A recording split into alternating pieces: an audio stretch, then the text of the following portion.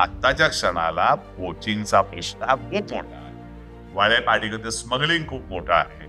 आजकाल लोकांना परदेशी वस्तू जवळ बाळगायला आवडतात आणि आज आपल्याकडे किती तुम्ही म्हटलं तरी इको टुरिझम हे बोलण्यापुरतं आहे. अतिशय इल्युझिव्ह, अतिशय कनिंग, अतिशय लक्ष ठेवून राहणारा आणि सगळ्यात चपळ जर कोणी प्राणी असेल तो बिबळ्या आहे. लोकांना कसं वाटतं की वाईल्ड लाईफ म्हणजे टायगर, आणि जोपर्यंत वाघ दिसत नाही तोपर्यंत वाईल्ड लाईफ आपण बघितलं नाही. समजूत आहे लोकांना. काही लोकांना वाटतं की आपण ताडोबाला जायला पाहिजे, वाघ बघायला पाहिजे, पण रात्री एसी मध्ये राहायचे, सकाळी स्विमिंग पूल मध्ये पोहायचे, संध्याकाळी बार मध्ये दारू प्यायची आणि उरलेल्या वेळामध्ये वाघ बघायचे. प्लास्टिक वापरलं फेकलं तर तुम्ही तुरुंगात टाकणार का? काही गरज नाही ना तुरुंगात टाकायची. त्याच्याकडनं एखादं सोशल वर्क करून घेता येईल की आपण त्यांची जागा हिसकावलेली आहे. वेगळ्या प्रकारचे डेव्हलपमेंट प्रोजेक्ट आहेत, शेतीसाठी झालेली अतिक्रमण आहेत, शेतीसाठी आपण जंगलात गेलेलो आहे, जंगल दिवसेंदिवस तुटत आहे, मायनिंग आहे, की वन्य प्राण्यांची जागा त्यांना आपल्याला परत द्यायला पाहिजे. ह्या गोष्टी जर केल्या तर हा प्रॉब्लेम कमी होऊ शकेल.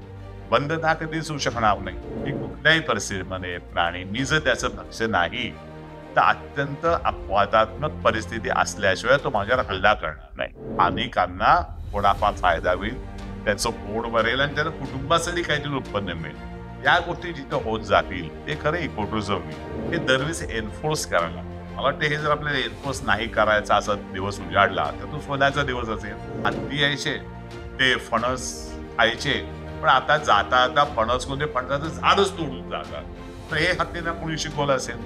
मला तर वाटतं माणसांकडे त्यांनी बघितलं असेल की एखादी वस्तू घ्या आणि परत त्रास द्या, त्याच्यामुळे आज आला मृत्यू. तर लोक जे अति शिकलेलो आपण आहोत त्याचं डी-लर्निंग प्रॉपर झालं नाही.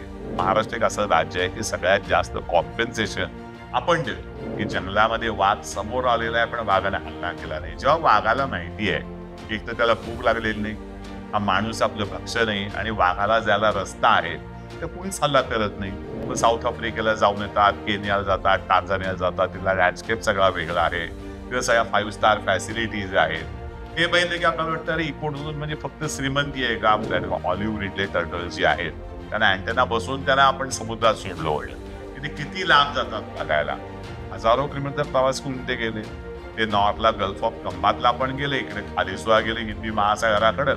त्या खूप गोष्टी कळल्या. एमसीटीचे जे सेट असतात सिरियलचे, त्या सेटच्या खाली सुद्धा लेपर्ड राहतात, तिथंच पिल्लांना जन्म देतात. माझ्या 38 वर्षाच्या फॉरेस्टच्या सर्व्हिस मी सगळ्यांना सांगतो की आतापर्यंत सुंदर जंगल कुठं बघितलं असेल तर संजय गांधी राष्ट्रीय एवढं सुंदर जंगल मी तरी कुठं बघितलेलं नाही.